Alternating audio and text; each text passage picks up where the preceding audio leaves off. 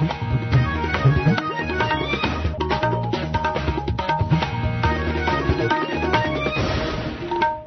आकाशवाणी जम्मू है। संजा खबरें तुंदा स्वागत। पहले खास खबरें कन्नै मैं जगमोहन शर्मा। प्रधानमंत्री नरेंद्र मोदी होरें अज्ज रोजगार मेले च 51,000 कोला मते नौजवानें गी नियुक्ति पत्र बंडे ते आखेआ जे विकसित भारत दे निर्माण लेई सरकार नौजवानें दे सशक्तिकरण लेई दृढ़ संकल्प है। केंद्री वनज बपार राज्यमंत्री जितिन प्रसाद होरें जम्मू च युवा रोजगार गी बढ़ावा देने लेई बपार कारोबार ते स्टार्टअप्स दी समीक्षा कीती। उपराज्यपाल मनोज सिन्हा होरें आखेआ जे जम्मू कश्मीर सशक्तिकरण ते खुशहाली दी नमीं सवेर दिक्खा करदा ऐ ते डर ते बेबसाही आली सोच हून खत्म होआ करदी ऐ। जनजातीय मामले दे मंत्री जावेद राणा होरें समूलचे जम्मू कश्मीर च गुज्जर बक्करवाल होस्टलें च बेहतर सुविधां उपलब्ध करोआइयै उंदा दर्जा बधाने पर जोर दित्ता ऐ ते मुक्ख सचिव अटल डुल्लू होरें केंद्र शासित प्रदेश च पिछड़े दे ते बेगौरे तबकें दी भलाई बेहतरी सरबंधी स्कीमें दी अमल आवरी दी समीक्षा कीती। खबरें दी तफसील कन्नै कुनाल श्रीवत्स। प्रधानमंत्री नरेंद्र मोदी होरें अज्ज जोर देइयै आखेआ जे रोजगार मेला नौजवानें गी सशक्त बनाने ते उनेंगी विकसित भारत दे निर्माण च इक जरिया बनाने दी सरकार दी वचनबद्धता गी दर्शांदा ऐ। उनें आखेआ जे दुनिया समझदी ऐ जे भारत च दो असीम शक्तियां न, लोकतंत्र ते जनसांख्यिकी। प्रधानमंत्री होरें बक्ख-बक्ख सरकारी मैह्कमें च वीडियो कांफ्रेंसिंग दे राएं नमें भर्थी मेदवारें गी 51,000 कोला मते नियुक्ति पत्र बंडने दे परैंत अपने संबोधन दे दौरान एह् गल्ल आखी। प्रधानमंत्री मोदी होरें आखेआ जे सरकार दी रोजगार मेले दी पैह्ल दे राएं लक्खें नौजवानें पैह्ले गै स्थाई सरकारी नौकरियां हासल करी लैतियां न ते हून राष्ट्र निर्माण च योगदान देआ दे न। उनें आखेआ सबसे बड़ी युवा आबादी और सबसे बड़ा लोकतंत्र, युवाओं का यह सामर्थ्य हमारी भारत के उज्जवल भविष्य की सबसे बड़ी पूंजी भी है और सबसे बड़ी गारंटी भी है। आज जब मैं नौजवानों को देखता हूं कि वे अपना स्टार्टअप शुरू करना चाहते हैं तो मेरा भी आत्मविश्वास बढ़ जाता है। मुझे खुशी होती है कि मेरे देश का नौजवान बड़े विजन के साथ तेज गति से आगे बढ़ रहा है। 16वां रोजगार मेला जम्मू कश्मीर सने पूरे देश च 47 थाहरें पर आयोजित किया गया। जम्मू च उत्तर रेलवे दे जम्मू डिवीजन आसेआ आयोजित कन्वेंशन सेंटर च रोजगार मेला होआ, जिथे नमें नियुक्त 237 नौजवानें गी रेलवे, डाक सेवा, सीमा सुरक्षा बल यानी BSF ते सेहत सने केंद्र सरकार दे बक्ख-बक्ख मैह्कमें आस्ते नियुक्ति पत्र हासल होए। केंद्री राज्यमंत्री जितिन प्रसाद ते सांसद जुगल किशोर कार्यक्रम च मौजूद हे। इस मौके पर बोलदे होई राज्यमंत्री जितिन प्रसाद होरें आखेआ, बताना चाहता हूं कि ये रोजगार जो मोदी सरकार का संकल्प है और खास महत्व रखता है, खास तौर से जम्मू और कश्मीर के इस राज्य में जो बड़े बड़े निर्णय लिए गए, धारा 370 को हटाने की बात हुई, वो जिसकी कभी कल्पना नहीं की गई थी, वो मोदी सरकार ने अपनी हमारी आंखों के सामने उसको साकार करके दिया है और यहाँ के राज्य को विकास की मुख्य धारा में जोड़ने का और प्रयास किया जा रहा है। केंद्रीय बपार ते वनज राज्यमंत्री जितिन प्रसाद होरें जम्मू दे अपने दौरे दौरान जम्मू कश्मीर च बदेसी बपार गतिविधिएं दे बक्ख-बक्ख पहलुएं दा जायजा लैता। इस मौके पर उनें विशेष रूप कन्नै निर्यात गी बढ़ावा देने पर ध्यान केंद्रित कीता। प्रसाद होरें सांसद जुगल किशोर शर्मा कन्नै मिलियै IT मैह्कमे दे कम्मे काजे बारै बी जायजा लैता। बैठक दौरान जितिन प्रसाद होरें नौजवानें आस्ते माली प्रोत्साहनें दी पंछान करने दी गल्ल बी कीती ते आखेआ जे एह्दा मकसद अपना कारोबार शुरू करने दी इच्छा रखने आलें दी मदद करना ऐ। मगरा मीडिया गी संबोधित करदे होई केंद्री मंत्री होरें आखेआ जे रोजगार दे मौके बधाने ते विनिर्माण गी बढ़ावा देने आस्ते लगातार जतन कीते जा'रदे न। उनें अग्गे आखेआ, मोदी सरकार की खास प्राथमिकताओं में जम्मू जो है वो है और लगातार यहाँ रोजगार बढ़ाने के अवसर, मैन्युफैक्चरिंग को बढ़ावा देने के लिए। और आज भी मैंने यहाँ रिव्यू लिया है, वाणिज्य मंत्रालय में हमारे जो फॉरेन ट्रेड डिपार्टमेंट है तो उनसे समीक्षा की गई कि विभिन्न चीजों में हमारे सांसद जी जुगल किशोर शर्मा जी के साथ यहाँ पर जो प्रोत्साहन हमारे एक्सपोर्टर्स को दिया जा सकता है उसको आइडेंटिफाई करते हुए कश्मीर के लिए अलग, जम्मू के लिए अलग जो वस्तुएं हैं उनको पूरा प्रोत्साहन दिया जाएगा, बायर सेलर मीट्स की जाएंगी, फाइनेंशियल इंसेंटिव दिए जाएंगे। उपराज्यपाल मनोज सिन्हा होरें आखेआ जे जम्मू कश्मीर च शिक्षा, महिला सशक्तिकरण ते अर्थव्यवस्था दे खेत्रें च महत्वपूर्ण बदलाव होआ दा ऐ। कश्मीर खित्ते दे बालापुर शोपियां च आर्मी गुडविल स्कूल दे अपने दौरे दे दौरान उपराज्यपाल होरें मानसिकता बदलने ते झूठी कहानियें कन्नै गलत नजरिया पेश करने दी कोशिशें गी नकारने दे महत्व पर जोर दित्ता। इस मौके पर उनें गुणवत्ता आली शिक्षा ते मेद दा केन्द्र बनने आस्ते आर्मी गुडविल स्कूल दी तारीफ कीती।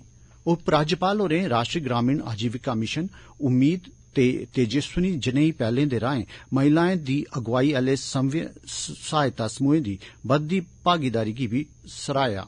उनें आखेआ जे महिलां हुन रोजगार देने आलिएं दे रूपै च उभरा करदियां न, बागवानी, सिलाई ते राई-बाई ते बपार जनेह खेत्रें च उत्कृष्ट प्रदर्शन करा दियां न। कार्यक्रम च बोलदे होई उपराज्यपाल होरें अग्गे आखेआ, दुनिया का पहला ऐसा संविधान था जिसने बिना किसी भेदभाव के महिलाओं को पुरुषों के समान अधिकार दिए थे।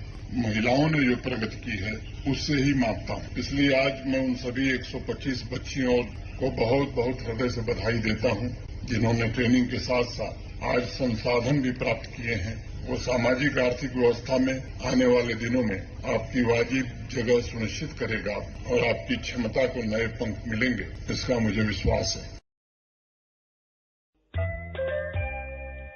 ये खबरां साडी वेबसाइट newsonair.gov.in पर उपलब्ध न।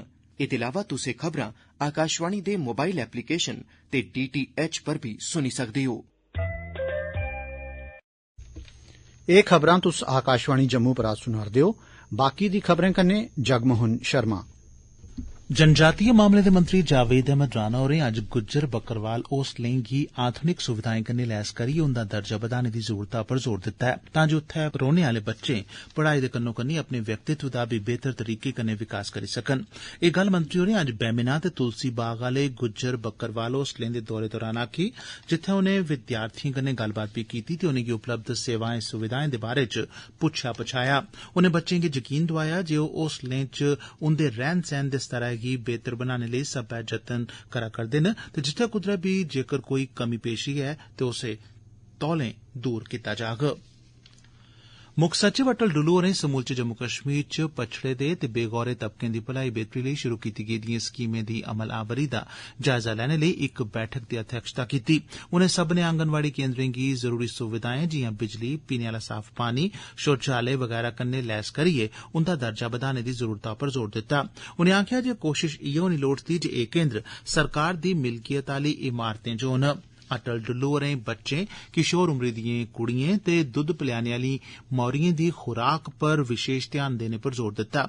मुक्ख सचिव होरें जमीनी सतह पर केह् कम्म होआ करदे न ते केड़ियां सुविधां उपलब्ध न एह जानने लेई फील्ड विजिट यानी मौके पर जाइयै जायजा लैंदे रौहने लेई भी आखेआ। उनें बुजुर्गें, यतीम बच्चें ते बेसहारा महिलाएं लेई विशेष तौरा पर रौहने दी व्यवस्था आले केन्द्र कायम करने पर भी जोर दित्ता। जम्मू कश्मीर पुलसै दे डोडा किश्तवाड़ रामबन रेंज दे DIG श्रीधर पाटिल हुंदे मार्गदर्शन हेठ रामबन जिले च कुड़िएं दे सरकारी हाई स्कूल बटोत च भरोसा जागरूकता कार्यक्रम दा सरिस्ता कीता गेआ। इस विशेष कार्यक्रम दौरान बच्चिएं गी घरेलू हिंसा, साइबर अपराधें ते महिलाएं दे कनूनी अधिकारें दे बारे च जागरूक कीता गेआ। इस मौके बच्चिएं गी आखेआ गेआ कि जेकर उंदे कन्नै कोई कदें भी कुसै चाल्ली दा माड़ा बर्ताव, छेड़छाड़, फर्कोफर्की वगैरा होंदी ऐ तां चुपचाप सहन करने दे बजाय ओहदे खलाफ पूरी तगड़ेयाई कन्नै आवाज पुट्टन ते उनेंगी पक्क गै कनूनी मदद थ्होग। भरोसा जागरूकता कार्यक्रम दा मकसद कुड़िएं गी अपने अधिकारें बारे जागरूक बनाइयै उंदी सुरक्षा ते सशक्तिकरण यकीनी बनाना ऐ। इस बारे गल्ल करदे होई DIG श्रीधर पाटिल होरें आखेआ, 5,000 प्लस महिलाएं हैं। वही महिलाएं महिला सुरक्षा की एम्बेसडर बन अपने गांव में, अपने पड़ोस में, मोहल्ले में एक दूत की तरह काम करे और महिला सुरक्षा को आगे बढ़ाए। हम चाहते हैं कि किसी के साथ अगर घर में या शैक्षणिक संस्था में या जहाँ पे वो काम करती है वहाँ पे किसी भी तरीके का अन्याय हो रहा, तो वो अन्याय वो सरकार ने ये सुविधाएं जो रखी है, जिसमें कि महिलाओं के लिए विशेष हेल्पलाइन है, भरोसा सेंटर है या सखी सेंटर है, और साथ साथ ही पुलिस जो कि सबसे पहला कदम है न्याय की तरफ, उसको अप्रोच करे। हर एक पुंछ जिले च औंदी श्री बुड्ढा अमरनाथ जी दी सलाना यात्रा लेई तैयारियां जोरें शोरें कन्नै जारी न। दशनामी अखाड़े समेत सरबंधित सब्बै धड़े यात्रा गी पूरी चाल्ली रमानदारी ते बवस्था आले ढंगै सिर तोड़ चाढ़ना यकीनी बनाने लेई कम्मै पर लग्गे दे न। अखाड़े आसेआ इस सिलसिले च यात्रा दौरान साफ सफाई, शौचालय, पानी, टैंटें दी व्यवस्था, लंगर, बिजली पानी दी निर्विघ्न सप्लाई, यात्रिएं दे ठैहरने दी व्यवस्था, गड्डियां खडेरने लेई पार्किंग वगैरा दा निरीक्षण कीता गेआ। आकाशवाणी समाचार कन्नै गल्ल करदे होई दशनामी अखाड़े अखाड़े दे महंत स्वामी विश्व आत्मानंद सरस्वती जी महाराज होरें आख्या, विशेष जो यात्रा प्रारंभ होगी रक्षाबंधन तक, फिर छड़ी यहाँ से ले जाई जाएगी ओडा अमरनाथ जी। 3 दिन वहाँ पर ओडा अमरनाथ जी के ऊपर स्थापित की जाएगी और वहाँ पर भजन पूजन हवन इत्यादि भंडारा आदि होगा। जम्मू कश्मीर च क्रिकेट एसोसिएशन फॉर ब्लाइंड संस्थान आसेआ जिला प्रशासन डोडा कन्नै रलियै नाबीनाएं दा 3 दिनें दा क्रिकेट टूर्नामेंट भद्रवाह दे सरकारी डिग्री कॉलेज च कल शुरू होआ। इस कार्यक्रम दा उद्घाटन एडीसी भद्रवाह सुनील भुटियाल ते भद्रवाह विकास प्राधिकरण दे सीईओ दविंदर सिंह जसरोटिया होरें कीता। इस प्रतियोगिता च समूलचे प्रदेश थमां राष्ट्रीय ते अंतर्राष्ट्रीय स्तर दे खिडारी हिस्सा लै करदे न। इस मौके पर बोलदे होई उनें आख्या, समाज में समानता लाने के लिए, इक्वलिटी लाने के लिए, इनकी एम्पावरमेंट को देखने के लिए और इन लोगों की स्किल डेवलपमेंट को बढ़ाने के लिए ये बहुत ही इम्पोर्टेंट जो है वो इवेंट है। सभी चैलेंजेस को पार करते हुए भी ये लोग कैसे as a team, as a participant, as a sports person कैसे यहाँ पर आपस में खेल रहे हैं। ते अखीरे च खास खबरां एक बारी परतिए। प्रधानमंत्री नरेंद्र मोदी होरें अज्ज रोजगार मेले च 51,000 कोला मते नौजवानें गी नियुक्ति पत्र बंडे ते आख्या जे विकसित भारत दे निर्माण लेई सरकार नौजवानें दे सशक्तिकरण लेई दृढ़ संकल्प है। केंद्री वनज बपार राज्यमंत्री जितिन प्रसाद होरें जम्मू च युवा रोजगार गी बढ़ावा देने लेई बपार कारोबार ते स्टार्टअप्स दी समीक्षा कीती। उपराज्यपाल मनोज सिन्हा होरें आख्या है जे जम्मू कश्मीर सशक्तिकरण ते खुशहाली दी नमीं सवेर दिखारदा है ते डर ते बेबसाही आली सोच हून खत्म होआरदी है। जनजाति मामले दे मंत्री जावेद राणा होरें समूलचे जम्मू कश्मीर च गुज्जर बकरवाल होस्टलें च बेहतर सुविधा उपलब्ध कराइयै उंदा दर्जा बधाने पर जोर दित्ता है। एदे कन्नै गै खबरें दा एह बुलेटिन समाप्त होआ।